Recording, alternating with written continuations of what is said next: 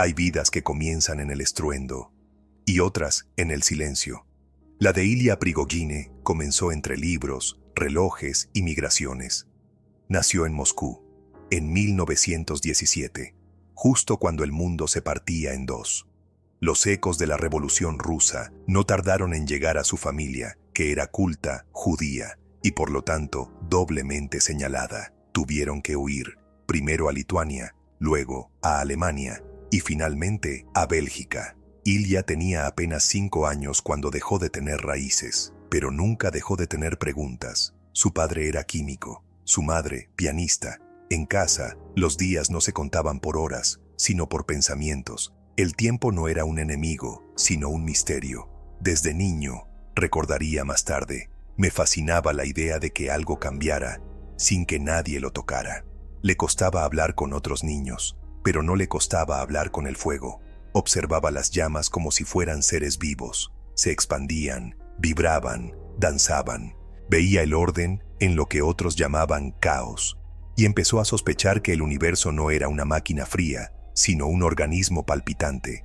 La escuela lo aburría, los exámenes lo asfixiaban. Lo suyo no era memorizar fórmulas, sino entender por qué existían.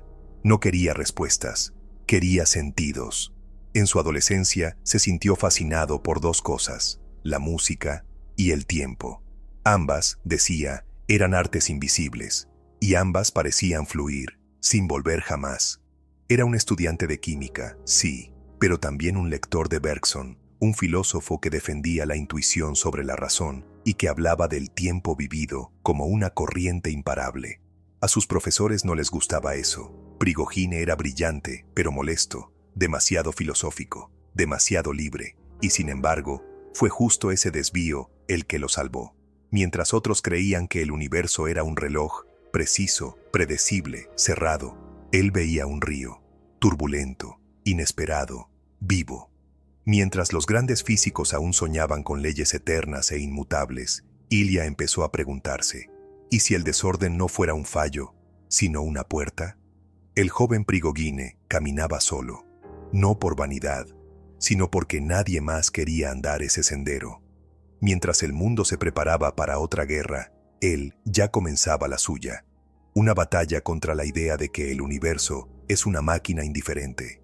Y como todo pionero, al principio, nadie lo escuchó, pero en su interior, algo latía, una certeza apenas esbozada. El caos no destruye, el caos crea.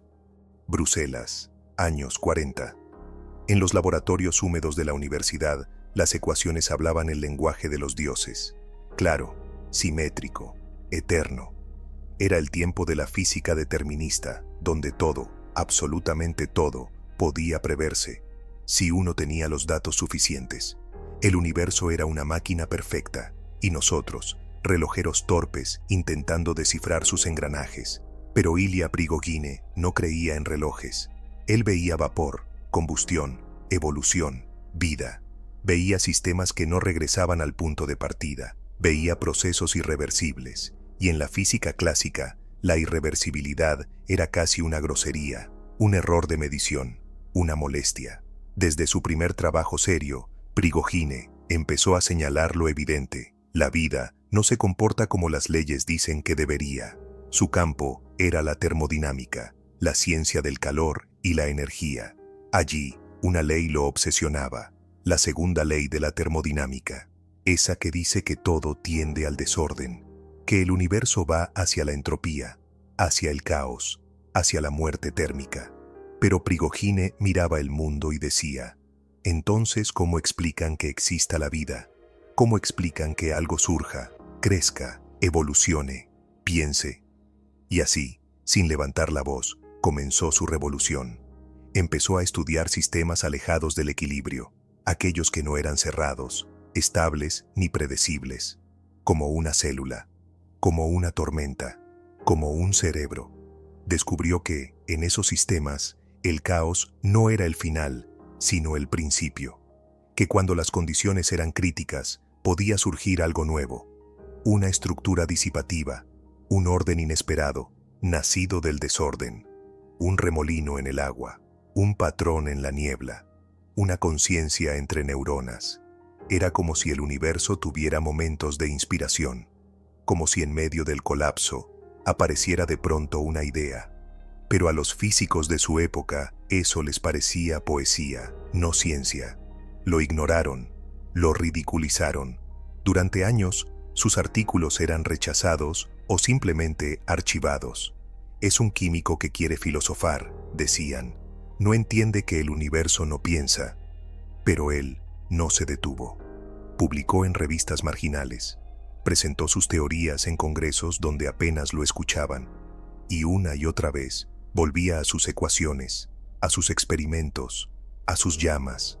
Porque cada vez que miraba un sistema inestable, lo veía. El momento en que el caos da un salto y se convierte en orden.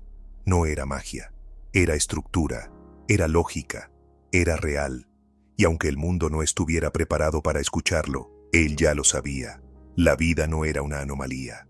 Era la respuesta del universo a su propia incertidumbre. En la ciencia, hay momentos en los que una idea cambia no solo el conocimiento, sino la forma de mirar la realidad. Para Ilya Prigogine, ese momento llegó después de décadas caminando solo.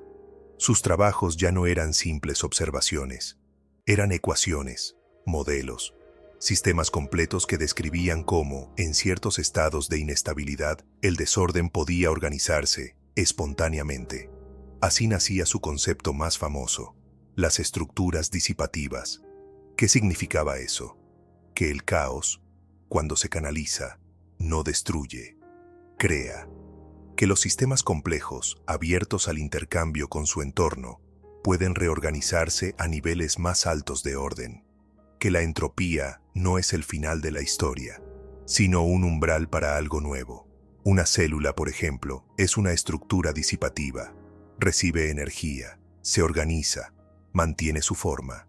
Una mente también lo es. Incluso una civilización. Prigogine no estaba describiendo solamente procesos químicos. Estaba hablando de la vida, del tiempo, de nosotros. Y finalmente, el mundo científico comenzó a escucharlo. Primero con escepticismo, luego con asombro. En 1977 le otorgaron el Premio Nobel de Química por haber transformado la termodinámica, por haber demostrado que el tiempo no es una ilusión, sino una fuerza creativa. Cuando subió al estrado en Estocolmo, no pronunció un discurso triunfal. Lo suyo fue más bien un susurro de reivindicación. No podemos seguir viendo el universo como algo estático, muerto. La irreversibilidad del tiempo es fuente de orden, no solo de destrucción.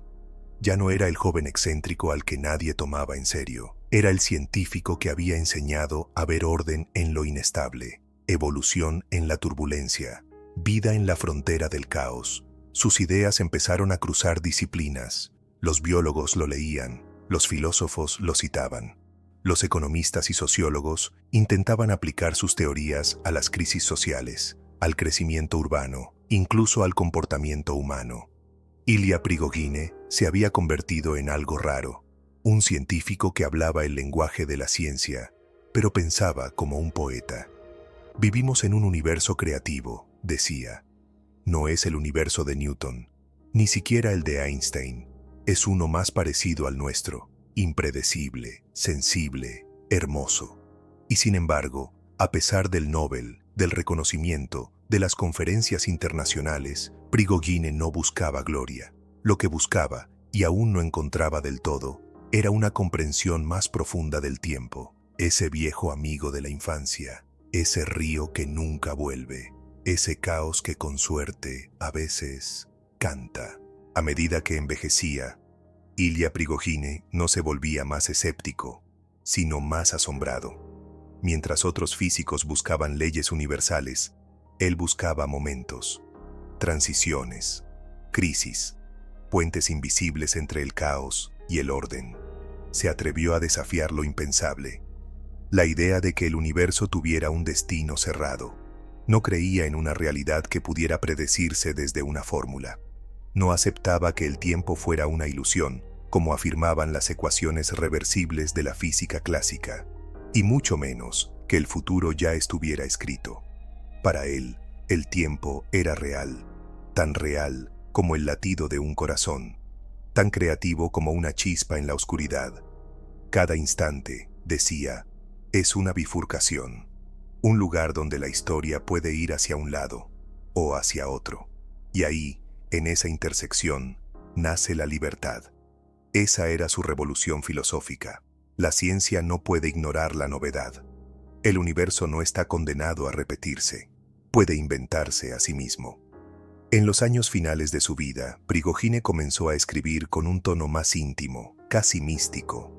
Publicó libros como El fin de las certezas, donde dejaba claro que la física moderna necesitaba soltar su obsesión por la permanencia, que en un mundo donde todo fluye, buscar leyes eternas es como querer congelar una ola. Estamos hechos del tiempo que pasa por nosotros, decía, y en ese pasar, algo emerge, algo único, algo humano. Fue entonces cuando comenzaron a invitarlo a congresos, no solo de ciencia, sino de filosofía, arte e incluso espiritualidad. No porque hablara de religiones, sino porque tocaba la raíz de una inquietud compartida. ¿Cómo es posible la vida en un universo que tiende al caos? Y su respuesta era siempre la misma, porque el caos no es una amenaza, es una condición. El universo respira, decía, y en su exhalación, deja que algo nuevo aparezca. Esa forma de pensar, radical y delicada, le ganó nuevos admiradores, pero también viejos enemigos. Muchos físicos lo consideraban un hereje, demasiado blando, demasiado abierto a la filosofía, demasiado humano. Pero Prigogine nunca quiso ser un físico tradicional, ni un químico obediente, ni un profeta, solo alguien que escucha con atención. Hasta el final de sus días, siguió preguntándose por qué existimos, y su intuición fue tan sencilla como inmensa, porque el universo necesita testigos, necesita ojos para ver su propio caos y convertirlo en belleza. Ilya Prigogine murió en 2003, en Bruselas, la ciudad donde había sido refugiado, rebelde y finalmente referente. No dejó una escuela de pensamiento con su nombre, ni buscó erigirse como maestro de nada, pero dejó una grieta luminosa en la muralla fría del pensamiento determinista.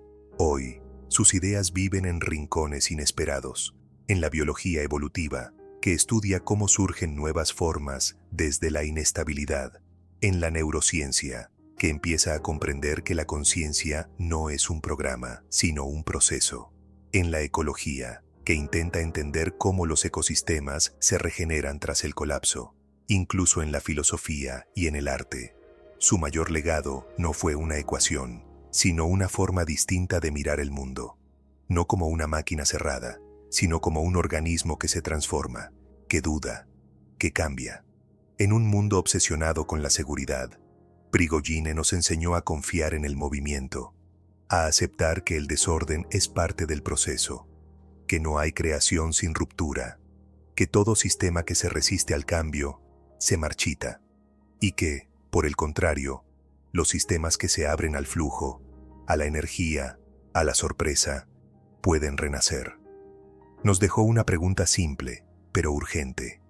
¿Estamos dispuestos a abrazar la incertidumbre como fuente de sentido? Porque si todo estuviera escrito, si todo pudiera predecirse, no habría espacio para la libertad, ni para el amor, ni para la poesía.